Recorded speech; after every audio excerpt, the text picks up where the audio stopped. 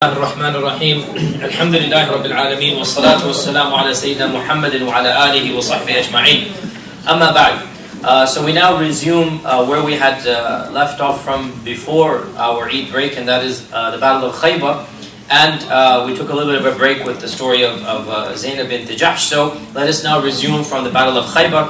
And I already mentioned that the Muhajirun from Habasha had arrived and met the Prophet ﷺ the very day that he conquered Khaybar, correct? Remember that, right? Yes. And what did the Prophet ﷺ say to Ja'far, quickly? What did he say to Ja'far when he saw him? The blessed day, which one? No, I'm not happy. What makes happiness? What makes me happier? I don't know. Seeing you or the conquest of Khaybar, right? I don't know which of the two is making me happier today, seeing you or the conquest of Khaybar. Now, with this group that came from Habasha, it is most likely that with this group arrived one of the wives of the Prophet ﷺ, and that is Habiba, Ramla binti Abi Sufyan. Habiba was the daughter of Abu Sufyan. Her name is Ramla, her kunya is Habiba. She had a daughter obviously named Habiba. And her husband Ubaydullah ibn Jahsh was one of the very, very few Sahaba who was a Sahabi, then he became a Murtad. We can count these people on the fingers of one hand, maybe even he's the only one, or there might have been two or three more in the entire Seerah. And the most famous of them is Ubaydullah ibn Jahsh. So he's not actually a Sahabi. He used to be, then he became Murtad. Once you become Murtad, you're not a Sahabi anymore. So Ubaydullah ibn Jahsh obviously was the husband of Ramla. He was the father of Habiba, so he's Abu Habiba. So Habiba was his wife. And he was a Christian before converting to Islam.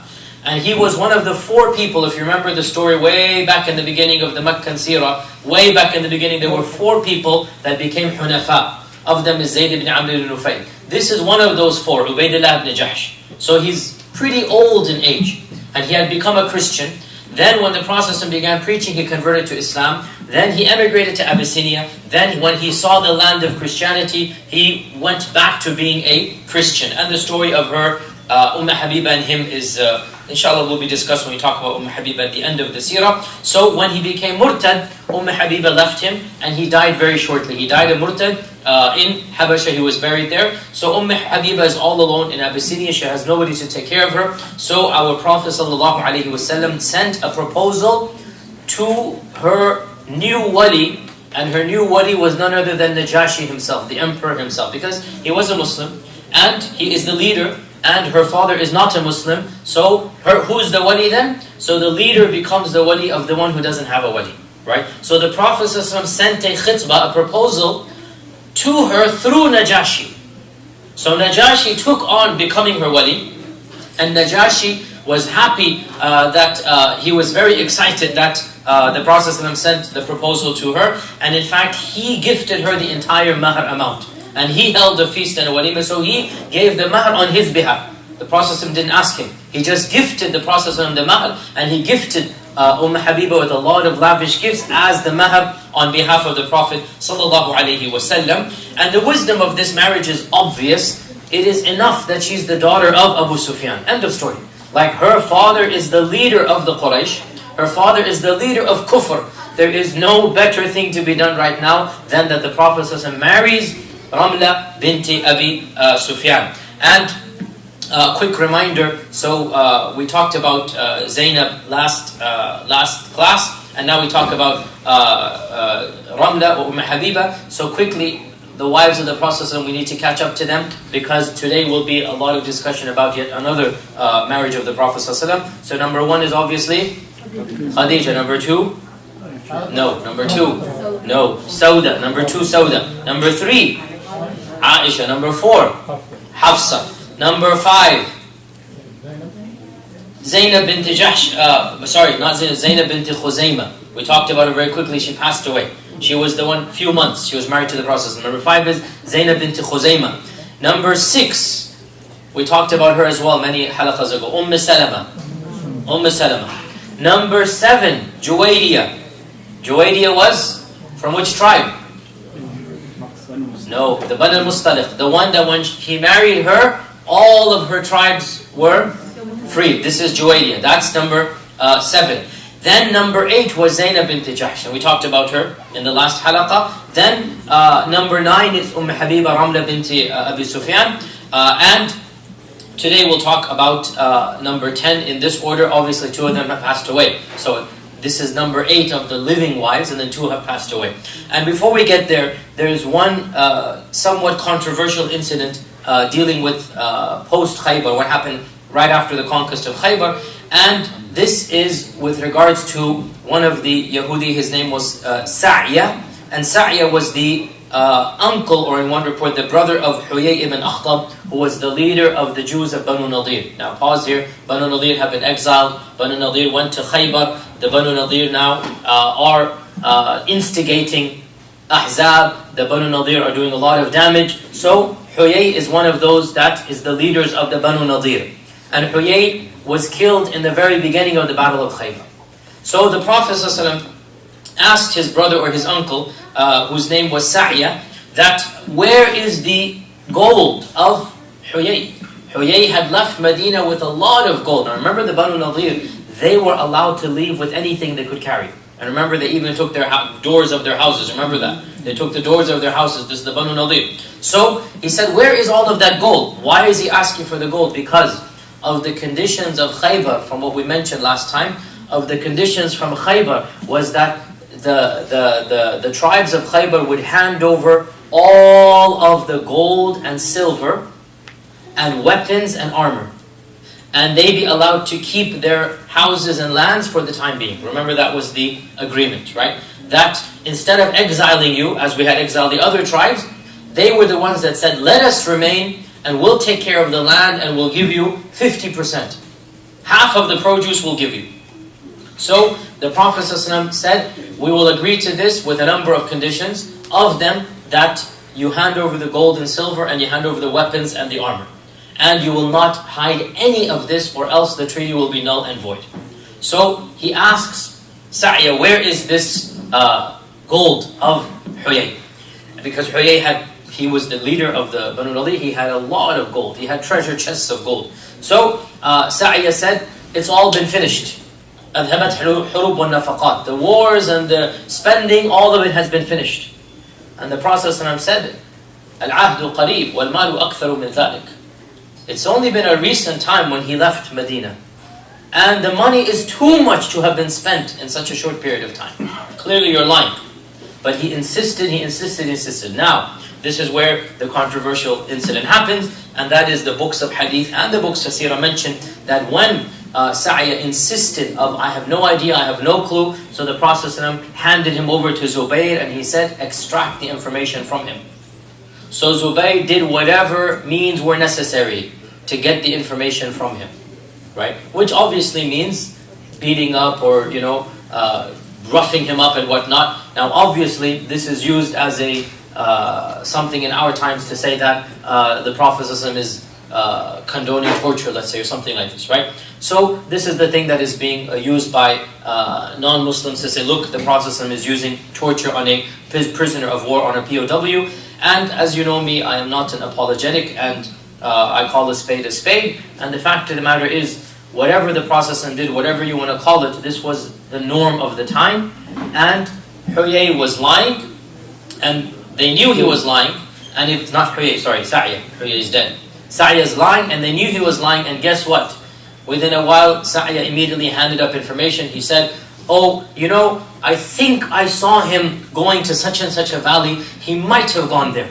Like, he didn't want to really say, I knew. So he said, I think I saw him going to such and such a valley. He might have gone in that direction. So they went to that valley and they found, rough dirt that had been dug up. That was where all of the gold had been hidden. So the Prophet realized that he's lying, and he got this information from him. Now, these were a time when the Geneva Conventions have not been signed or agreed, and the fact of the matter is that was the norm of the time. That was what people did. All civilizations did it, and I think it is rather idiosyncratic for us to look at the Seerah in light of Geneva Conventions or whatnot. That's something in modern countries, Muslim or non-Muslim, whoever signs up, they will agree. That's what our Sharia says, right? And if any country signs up to these conventions or accords, then we must live up to it. But to backtrack and to say, well, why didn't this civilization live up to that treaty? I honestly think there's no point even getting down this. This was something completely the Norman understood, and our Prophet ﷺ did not do anything that other peoples did not do. And in the end, Sa'ya was living, and he went on living his life. He was just roughed up and whatnot, and whatever happened, whatever you want to call it, no doubt he was lying and he knew the consequences. And he got those consequences, and the information was extracted from him. So, again, I don't see the point in sugarcoating it. It is what it is. The next issue that happened in the post-Battle of Khaybar is the marriage of the Prophet ﷺ with Safiyyah. Safiyyah binti Huyay ibn Akhtab, the same one whose gold went missing. Huyay ibn Akhtab, the same one who's the leader of the Banu Nadir. So Safiyyah was his daughter. And Safiyyah, she tells us her own story in many ahadith. She tells us that when the Prophet ﷺ emigrated to Medina, I was a young girl, I was the favorite of my father and my uncle, whose name was Yasir. So her father is Huyay and her uncle is Yasir. And she said that I was the favorite, and every day I would come outside when they came back from the fields rejoicing and happy, and they would play with me and talk with me. One day, she was probably around 10 years old or something when this incident happened, they came back and they were very depressed and very agitated. And I didn't understand what had happened, but that was the day the Prophet ﷺ had arrived. And they had gone to see him. And I went up to them yelling and running like little girls do, and they just completely ignored me. And I saw the two of them with their shoulders dragging, like completely depressed.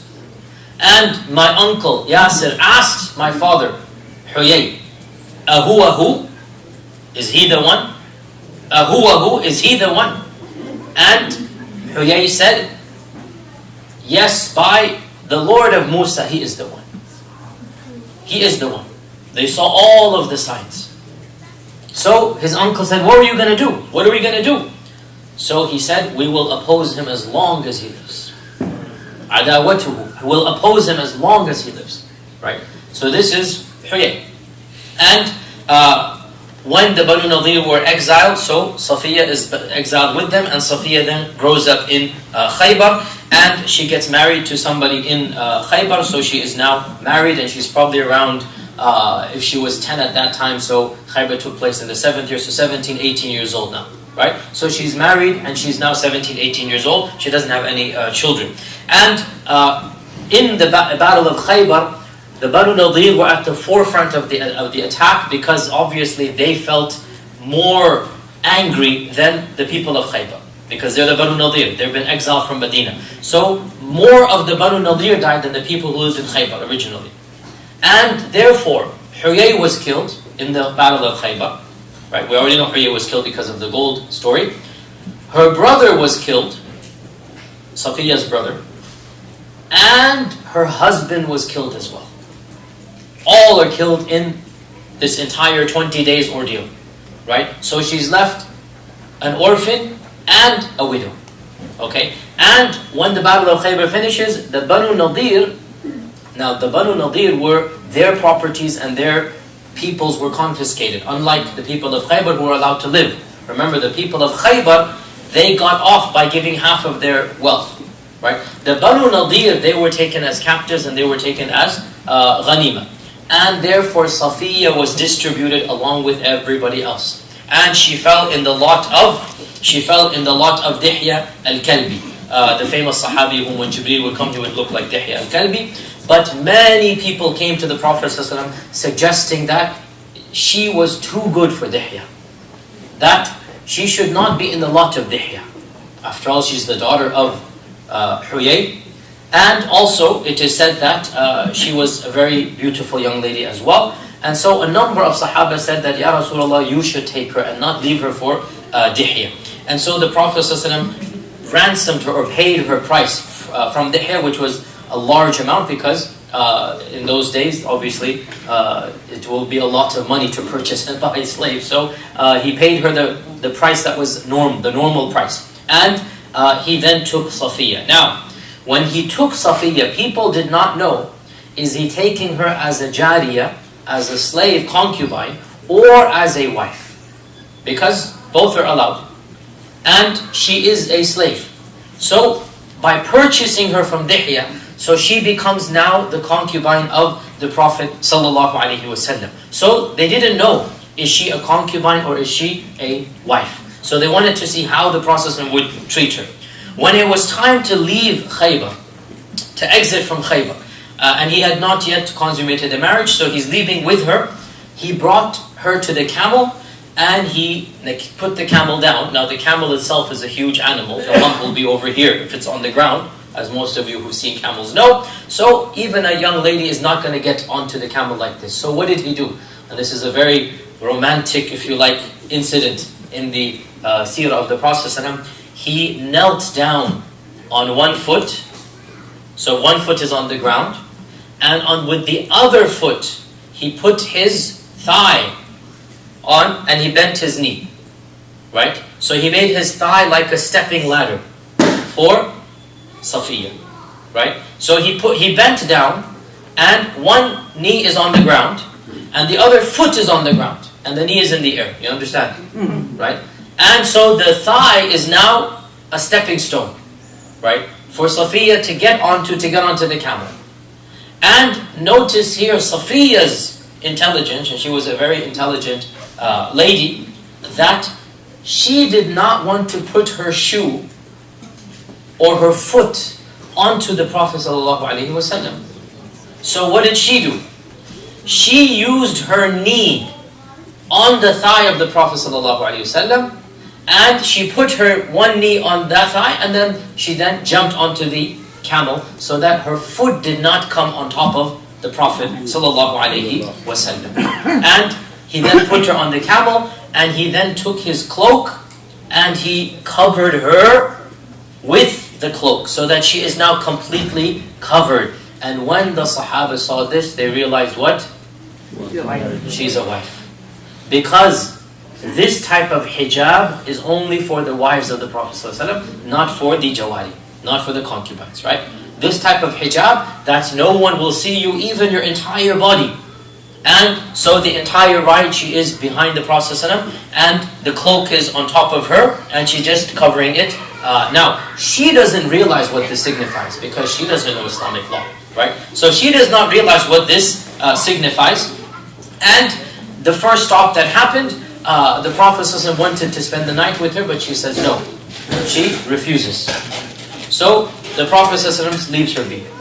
They keep on going until they are one night away from Medina. They're one night away, and then she says, tonight, okay. So the next night she agrees. So the Prophet ﷺ told Sulaym, who's the mother of Anas ibn Malik, to get her ready. And so Sulaym narrates that I took two pieces of cloth and I put them between trees so that we can use this as a beauty salon. Right? That she has to now make her look beautiful. And the women had whatever they could get, and she complains, this is from the Ibn Sa'ad's Tabaqat, she complains, we didn't have any of the jewelry and any of the decorations. You know, every culture has things you do on the wedding night. And she's agitated that I don't have any of this stuff, but whatever we had, we made do with it, right? We didn't even have perfume, she said. Because you're not going to take your perfume when you're going, those days they didn't have, modern ladies have their own vanity baskets. They didn't have any vanity baskets back then. So they didn't have any of this. See, we didn't even have perfume. But whatever we had, we used it to beautify her and whatnot. And then when we finished, she said, we smelt a perfume more fragrant than any other perfume we had smelled. Yani Allah Azza wa Jal blessed her in this regard. Right? And we then prepared her for the Prophet sallallahu alaihi wasallam. And she herself narrates certain incidents that took place on this very night. She said that when the Prophet ﷺ entered in upon her, of part of the conversation that he had, he said to her something very harsh, but there's a wisdom in this. He said to her, your father, Huyay, was the most open of the Yahud in their animosity against me. Your father was the most open of the Yahud in their animosity against me until Allah subhanahu wa ta'ala caused his death. Now that's a very harsh thing to say, right? But there's a wisdom behind this, and the wisdom is to see her reaction, to see her iman or kufr, to see her loyalty or disloyalty. You see, the Prophet ﷺ, and this is an assumption, he is thinking, should I take her as a wife or not? And he cannot take her as a wife if she has hatred. if she has vengeance in her mind, if she has retaliation, correct? So he tells her something very provocative, which is the truth. Your father was one of my worst enemies. And her response was, Ya Rasulullah, doesn't Allah say in the Quran, وَلَا تَزِرُ وَازِرَةٌ وِزْرَ أُخْرَى? If my father was an enemy, that doesn't mean I will be an enemy. وَلَا تَزِرُ وَازِرَةٌ وِزْرَ أُخْرَى. No soul shall take the burden of the other. So when the Prophet saw this, and this was what he wanted to see, right? He said to her, you have a choice now. اختري نفسك. Choose yourself. If you accept Islam, I shall keep you for me. Because she's still a Yahudiya. And if you remain in your faith, then perhaps I shall free you and you can return to your people. Now once again, she's being given a choice. And the choice seems to be very bitter, to be honest. You remain a slave with me if you're a Muslim. Because that's what the wording says. Because what is the other wording? If you remain a Yahudiya, I shall free you and you can return to your people. And again, this is clearly a test. Right? Now the Sahaba understand that she's a wife because of that, but she has no idea. She literally thinks she's a slave. So the Prophet ﷺ said, if you accept Islam, you shall remain with me. And that's absolutely valid. She didn't realize remain with me as a wife. She thought remain with me as a slave. And if you want to remain in your religion, then perhaps I shall free you and you can go back to your people. And the perhaps here is like meaning I will do that. Okay? And this is another test. That if she is not a real Muslimah, why would she want to remain with the Prophet ﷺ? She will want freedom and go back to the Khaybar, go back to any other group of Yahud that will take her. Right? Because realize that now she is all alone in a new culture, a new civilization, a new environment. And she replied, Ya Rasulullah, I was already inclined towards Islam even before you offered it to me. And I have already believed in you even before you asked me to convert. In other words, she's already accepted Islam in her heart, and I have no desire to remain in my faith. Also, she had said, I have no family. My father and brother are no more. And notice in her wisdom and precision, she does not mention husband because it's awkward. Look at her intelligence, right? My father and brother are no more. Let's just ignore the ex-husband, okay? Because he's also dead. He was also killed in the battle. My father and brother are no more, and you have asked me to choose between kufr and Islam. And she said, Allah and His Messenger are more beloved to me than being free and going back to my people. Now this is clear iman. This is like Zayd ibn Haritha when he said, I'd rather remain here than go back free man to my people. Right? So when she passes the test, and just think over here, how amazing this iman is. Wallahi, I think it is true to say that never in the history of humanity can we find such an example where a conqueror comes and conquers a group. And this lady whom he has conquered, her family, her tribe, her wealth, her father, her brother, her husband have all been killed by the conquering nation. Right? And instead of feeling animosity, hatred, vengeance, rather, she has converted to the conqueror's faith and will choose to be a slave under him rather than a free lady with her own people. Now you tell me, what does that show? It shows us Safiya had a pure heart and Islam is a true religion. That's really what it shows us. Safiya had a pure heart and Islam is a true religion, and that is why when Safiya saw the truth, what did she see? We don't know. But she's been with the army for at least a week by now as a prisoner, right? And then as a wife of the Prophet, she's been with him 2-3 nights, and now is the first night now. So she's riding on the camel, for sure.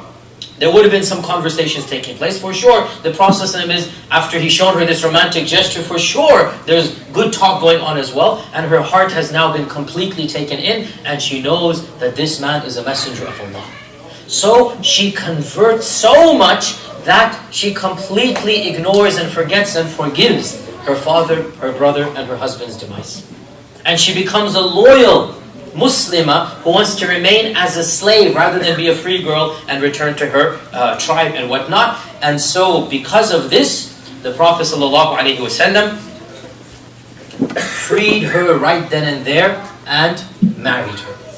Because technically she was still a slave, because when you free somebody you have to say you free somebody. And when the Prophet ﷺ saw her for the first time, he saw a big cut and bruise on her face. So he said, what is this? Where did this come from? So she said, my husband Kinana gave this to me. It's a fresh bruise. My husband Kinana gave this to me. I saw a dream last week, basically. I saw a dream that the moon had risen up from Yathrib and it had gone high up and then dropped right into my lap. So I told my husband about this and he smacked me right across the face, punched me and said, do you expect that the king of the Arabs is going to marry you? You want to be with the king of the Arabs? He called the Prophet a king, right? So he interpreted the dream, which is the correct interpretation, that the moon is the Prophet coming from Yathrib and that she will be married to the Prophet ﷺ. So she said, as soon as he had hit me, I started my menses right then on that day, and he never approached me until he died. So subhanAllah, Allah Azza wa Jalla took care of that issue as well, right? That, the last thing that he did was actually hit her and smack her across the face. And then left her in this state, and she was in the menses until she was pure, and she was a widow in that state. Her husband had already died. So she clearly had a premonition from Allah subhanahu wa ta'ala that the Prophet sallallahu alaihi wasallam would become her husband. And this also made it easier for her, no doubt, to accept Islam. Allah is preparing the way for her to accept Islam. And it is narrated that the Prophet ﷺ asked her why she had refused the first night to spend with him. Why now that we're farther away and closer to Medina? And she said, I was scared of the Yahud perhaps retaliating when we were close by. So I wanted to get farther away, closer to Medina, so that I'm not worried about retaliation. And this increased the love that the Prophet ﷺ had for her. So you clearly see her iman and her intelligence. And the Prophet ﷺ freed her and he made her mahar her freedom. And from this, the fuqaha have basically said that of the Islamic principles, which is not really relevant in our times because we don't have the issue of ima and slaves. But if a person wants to marry his slave, there is no need for a contract, for two witnesses, for a wali. There is no need even for a mahar. Because the mahar will be her freedom. She becomes a free lady, that is her mahar. And her wali is her master. And there's no need for witnesses in this case. So, marrying one's own concubine is something that all you need to do is say, I have married you. End of story. And that is what the Prophet did. He married Safiya and he made her mahar her freedom. He made her mahar her freedom. And so this was where the Prophet ﷺ consummated the marriage. The next morning he comes out of the tent and he finds in the distance Abu Ayyub al-Ansari with his sword in his hand standing. He says, Allahu Akbar, what is going on? And Abu Ayyub says, Ya Rasulullah, this young lady has just lost her father and her brother and her husband. And I didn't feel safe leaving her alone with you, so I was waiting there with the sword just in case you needed it. Voluntarily, the whole night, he's there with the sword. And the Prophet ﷺ laughed because, subhanAllah, she is now a convert and she believes in the messenger, she loves the Prophet ﷺ, and Abu Ayyub is thinking that, astaghfirullah, she's going to do something bad to the Prophet ﷺ. So the Prophet ﷺ laughed and he made dua for Abu Ayyub al-Ansari, and he then said to the people, whoever has any food, let him bring it. This is going to be the walima now.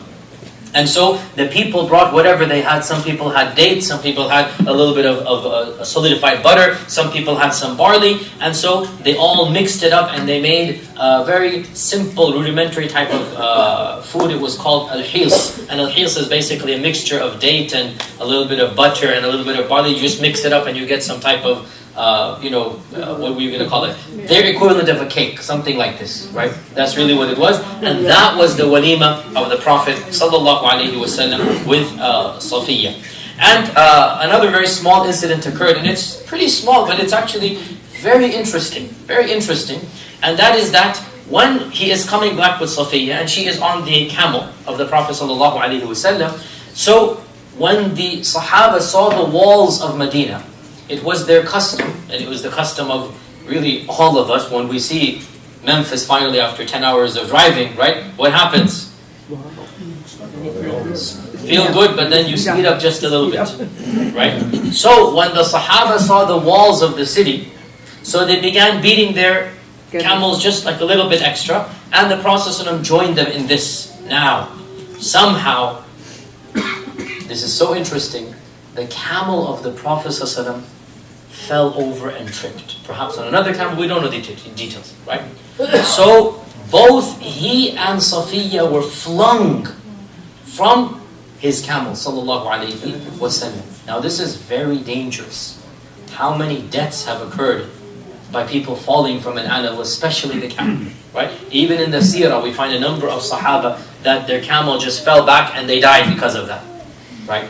So both the Prophet ﷺ and Safiya are hurled from the camel and they fall down on the ground. And when the Sahaba saw this, all of them turned away.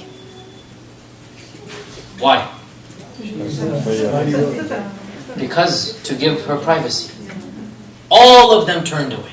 None of them is daring to look and say anything. And it is said that Abu Talha, the stepfather of Anas ibn Malik, was the only one who cried out, "Are you alright, Ya Rasulullah?" The rest are just too shy. Like, what do we do? It's like a moment of great awkwardness, right? And he was the only one that said, "Are you alright, Ya Rasulullah?" And the Prophet said, "Ma ana bidar," I have not, which is, I'm okay, I'm not hurt. Exactly, literally, that translates, I'm not hurt, right? And he stood up immediately. Once again, he took off his cloak and he covered up Safiya. And he then put her back on the camel and they went back to Medina. Now, this incident, I think it's so significant simply because if Allah had willed, the camel of the Prophet would not have tripped. If Allah had willed, the camel of the Prophet would not have acted like any other camel acts. But it is the will of Allah as well to show us that our Prophet is just as human as every other person in his humanity. Yes, he is Rasulullah, yes, he is Khatam al-Anbiya wal-Mursaleen, but he eats, he drinks, his camel trips like everybody else, right? There's nothing divine about him or his camel. And just like other people's camels trips, his camel will also trip. Now, just a few things about Safiya that, now that we mentioned her, that Safiya was one of those wives that the Prophet ﷺ had an immense love for her, like he did for all of his wives. But the other wives were somewhat jealous of her and she didn't have much support amongst them.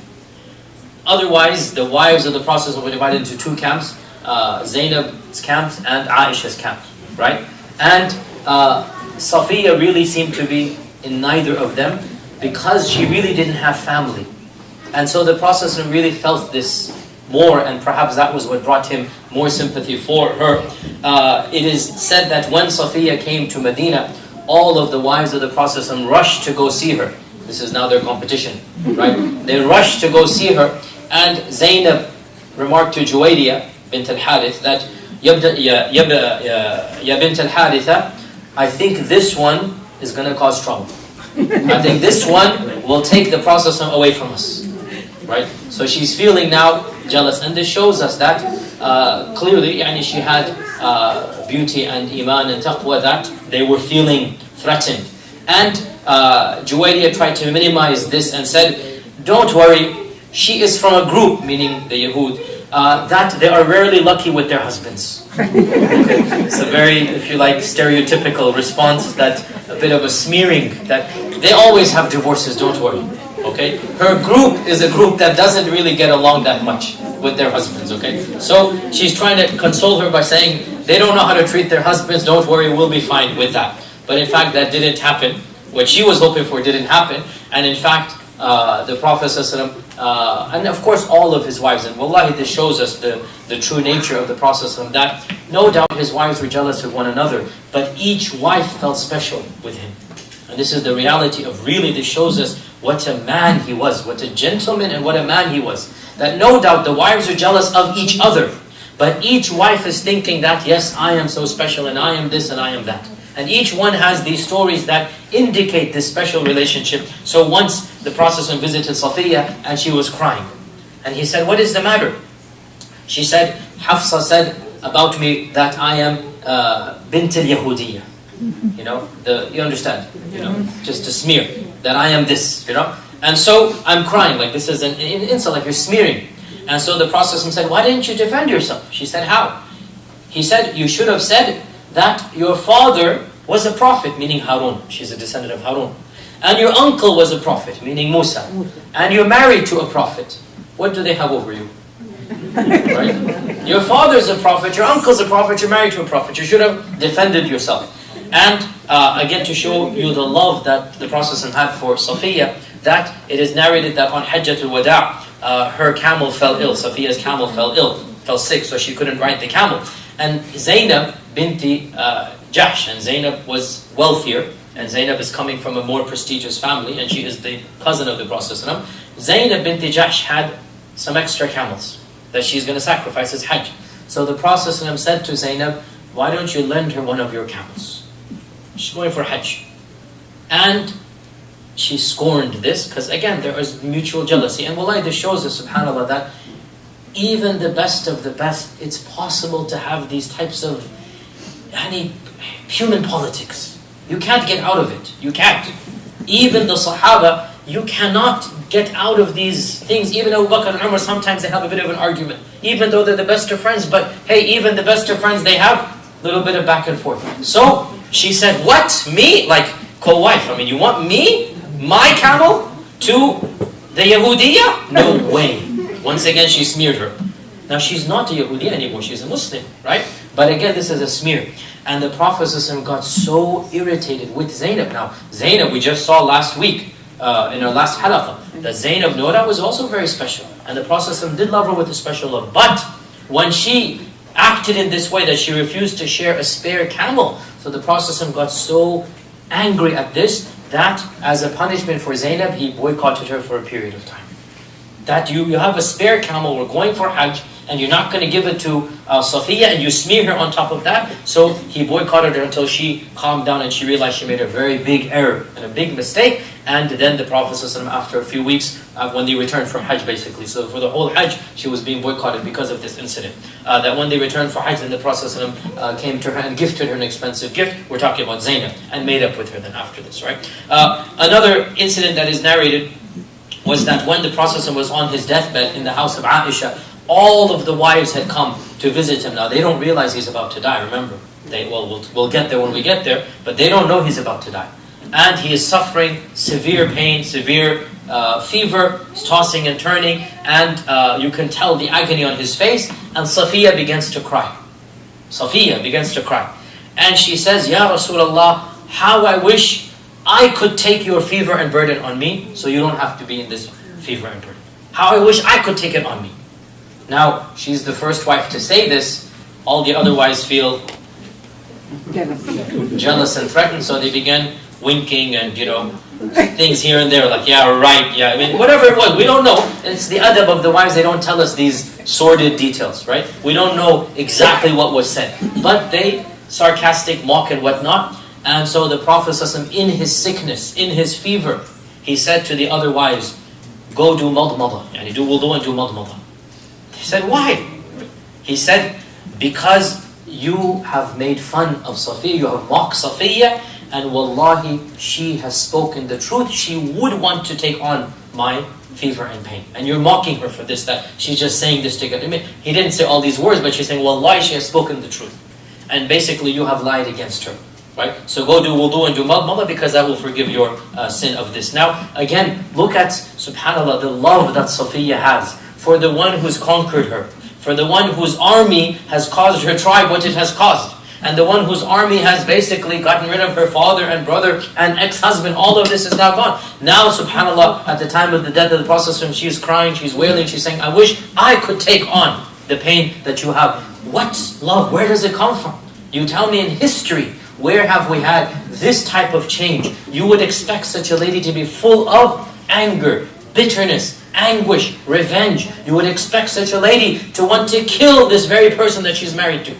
And any other circumstance. But this is Islam. This is Rasulullah. This is Iman. Complete 180-degree turn. It's unbelievable. Wallahi, just think about it. And yet here we have Safiya as a very beautiful example of what happens when Iman enters the heart of a person. And she lived a relatively long life. She was one of the last of the wives of the Prophet to die, and she died in the year 52 Hijrah. 52. That's very long. She saw all of these things. She also wanted to help Uthman when he was under siege. So a lot of things are mentioned about her, and she died in the time of Muawiyah. So this is the story of Safiya, and so she got married at this point in the incident of Khaybar.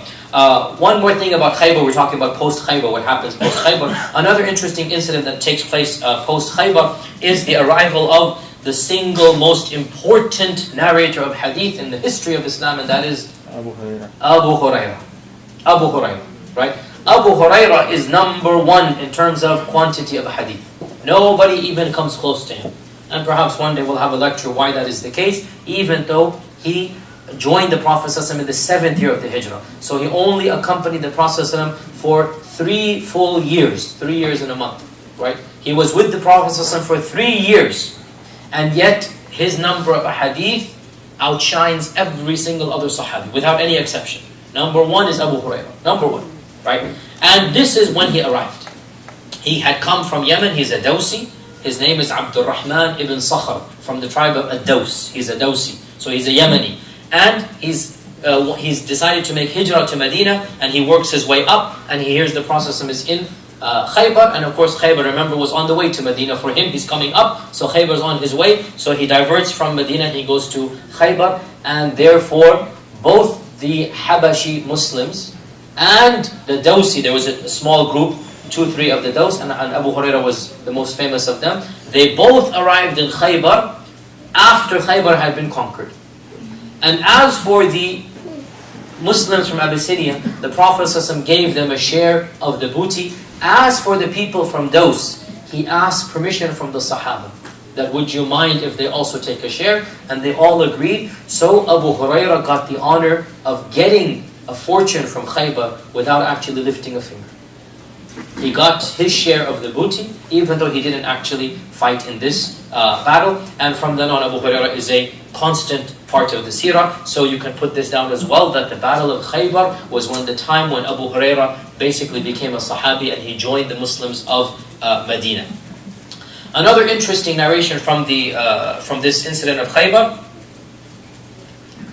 which took place sometime in between, but we don't know exactly when, and it's not related to the battle, so I delayed it to the end, is that a group of women participated in the Battle of Khaybar as well. And these women from the Ansar, they volunteered in an expedition to come along with the Prophet, and they said, Ya Rasulullah, we want to come with you in order to help the wounded, treat the sick, and also just do any other work, water, whatever needs to be done. We want to help out in the background.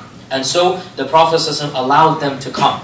And this shows us that even though the general rule, he never took women in a battle. But because Khaybar was so clearly a victory, because Khaybar, there was no, problem or concern that any issue would happen, because of this, the Prophet ﷺ allowed the women to come to the battlefield. And so a number of them, we don't know exactly how many, a number of them came. And a very interesting story, which many people find very strange, but it shows us that Islam is not that strict. That the youngest girl amongst them, probably 8-7 years old or something, she did not have a ride. And so the Prophet ﷺ, on the way to Khaybar, so he doesn't have anybody else, Safiya is going to be on the way back. On the way to Khaybar, he tells this young girl, come and ride with me. So she sits on the luggage. There's luggage that you have on the camel. So the Prophet is sitting here, and then there's a luggage behind him. So she's sitting on the luggage, and she's going along with the Prophet ﷺ. This young girl, we don't even know her name. Her name is not even mentioned. She just tells her story, and it just says a lady from the tribe of such and such from the Ansar. And she says that when the camel stopped and the Prophet told me to get off, I saw that I had blood. And this was my first cycle. And I became terrified, as all girls do when the first time they get their cycle. And she said, I stayed on the camel and I didn't move. Even though the Prophet was saying, come on down, like we're here now. She didn't know what to do. She's terrified, she's embarrassed, she's ashamed.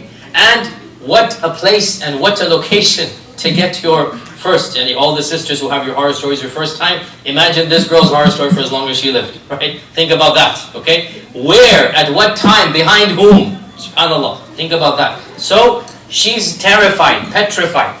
She doesn't know what to do. So the Prophet said, come down, and she didn't. And when she didn't, the Prophet looked and he could see the traces of blood on the saddle, the luggage and whatnot. So she said, he said, لَعَلَّكِ نَفِسْتِ, which is, perhaps you are having your cycle. And she just nodded yes. So he said, okay, don't worry, go and cleanse yourself and make your matter firm. Meaning, wear whatever you need to wear, like make it appropriate, and then come with some water and salt and wash this blood from the saddle, and then get back where you were sitting. So subhanAllah, the Prophet ﷺ calmed her down in such a gentlemanly manner that, look, don't worry about it. It's no big deal. Cleanse yourself, get yourself ready the way you need to, and then come back and wash the stain off properly, because this is najis stain. You need to wash it off. Wash it off with water and salt, and then sit back where you were sitting.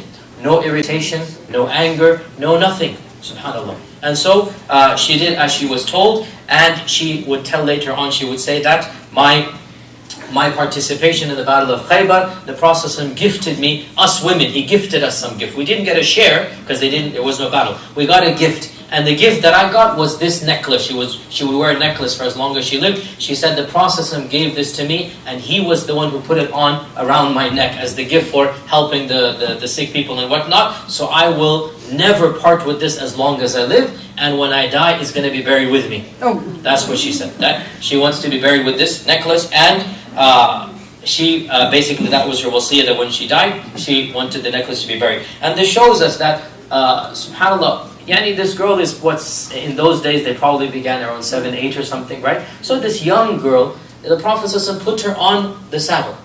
And it shows us that in these types of situations and scenarios, if there is no danger or fear, and that's the big if. These days I would not want to put this around any man, but I'm saying, if there is no danger of shahwa, of lust, of any type of fitna like this, it's not a problem for a man to have a young girl on the camel, and they're in public, everybody's seeing, there's nothing there, there's no haraj at all in this regard. And what we really see here is how the Prophet handled a very awkward situation where she was the one that was feeling now comforted at the Prophet ﷺ.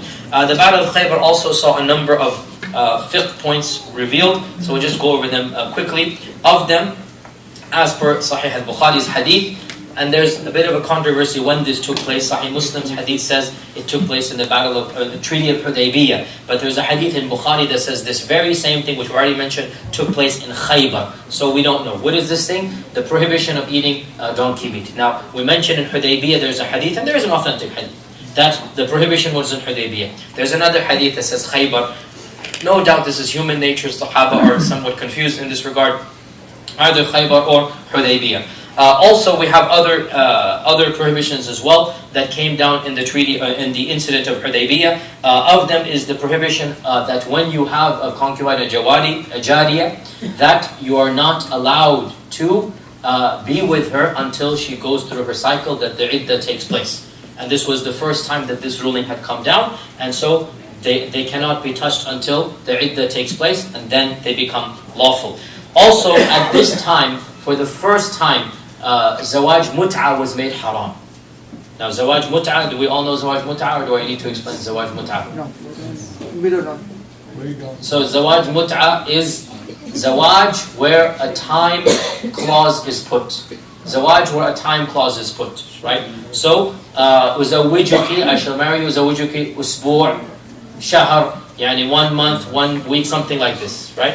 This was a zawaj that was allowed in the old days, and in pre-Islam and in early Islam. Then it became prohibited in the Battle of Khaybar. Now there's a bit of a controversy, and it seems, and Allah knows best, that it was prohibited and then allowed, and then prohibited and then allowed. So it actually went back and forth, and then it was prohibited. So there was a bit of a confusion in early Islam, is it still prohibited or not? And some said it is prohibited. The majority said it is prohibited, and a very small minority said that it is allowed.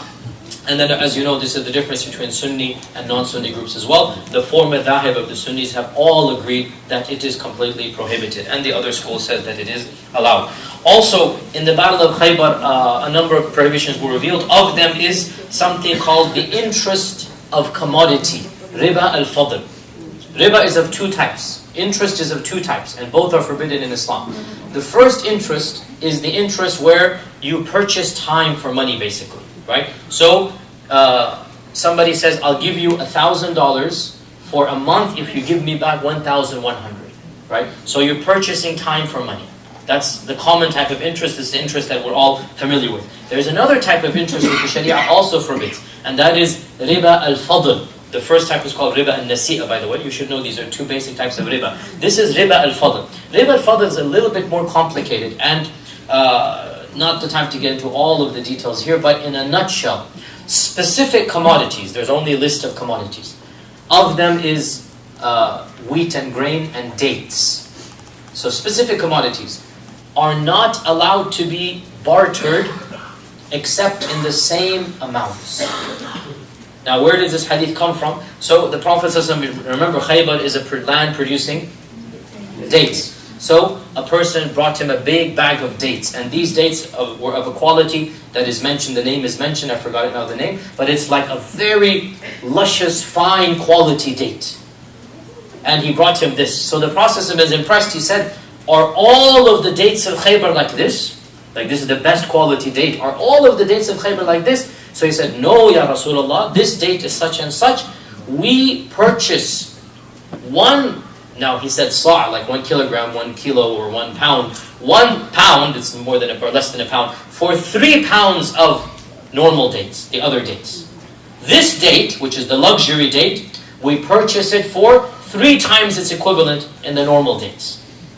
Okay, so the Prophet said, do not do this.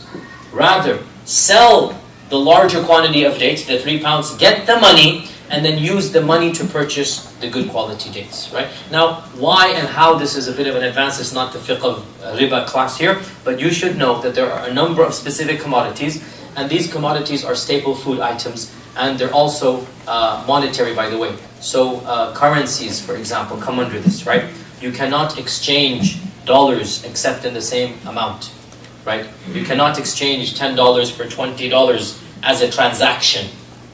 You cannot do this because this comes under riba al-fadl. Okay, you have to do the same amount. If I give you 10 coins, you give me $10 bills, for example, right? You cannot exchange more for less. You're going to charge somebody for breaking, for example, right? That's technically not allowed. Okay. Now, we're not saying that you buy something for $10, you give 20, it gives you 10 back. This is not that you're buying. You're buying. We're talking about exchanging money for money. This is riba al-fadl. Or exchanging dates for dates, or salt for salt, or wheat for wheat. If you exchange, it has to be the same quantity. $10 for $10. 10 pounds. No, if it's dollars versus euros, is something else. Dollars versus Canadian is something else. We're talking about the same currency.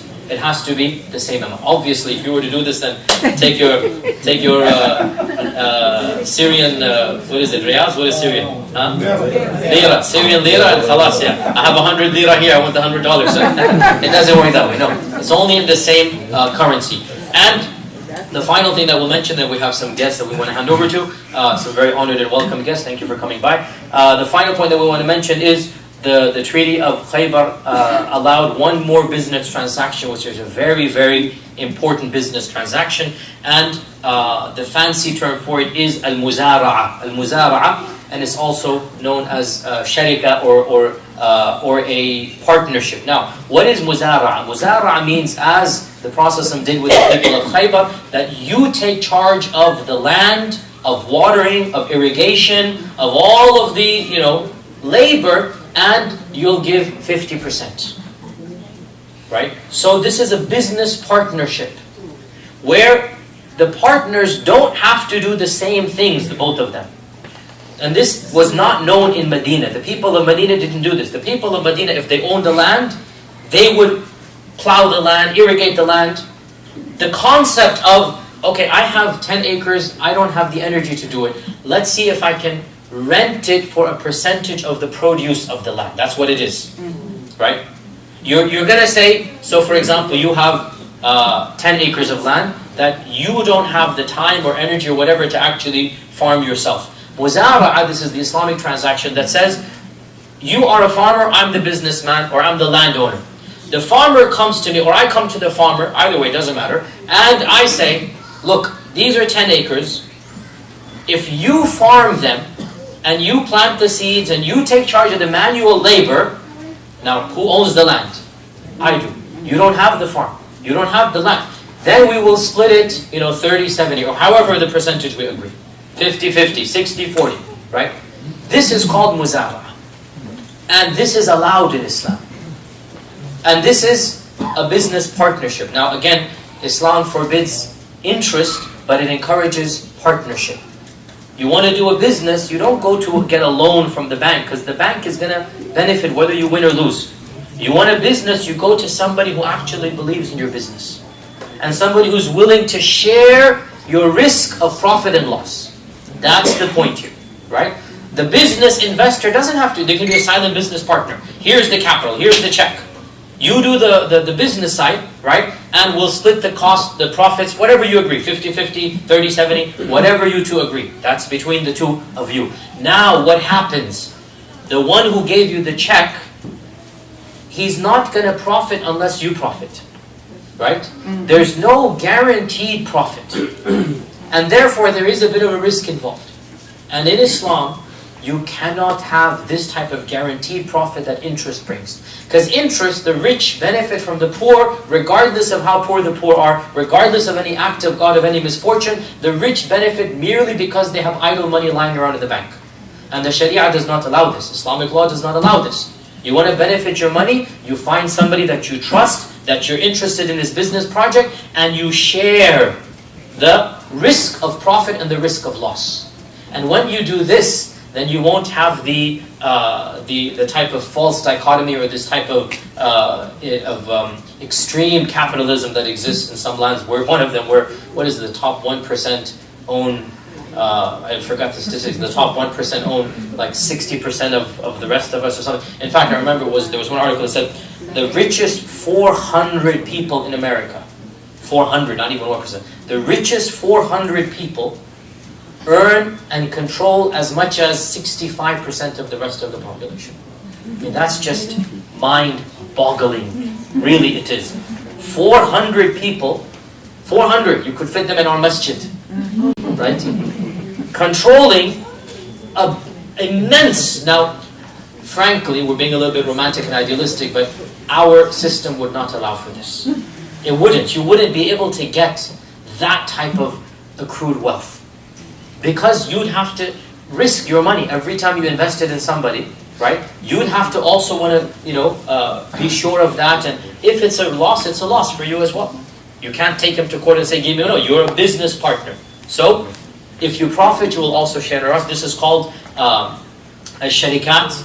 And one version of sharikat is land sharikat, which is muzara'a, which is you share the profit and the loss of the produce of the land. And with this we conclude the incident of Khaybar. And inshallah next week we'll talk about the letters of the Prophet ﷺ that he sent to Rome, to the Sassanid Empire, to Heraclius and the Caesar, and the letters to the rulers of Bahrain. We'll talk about some of that next week.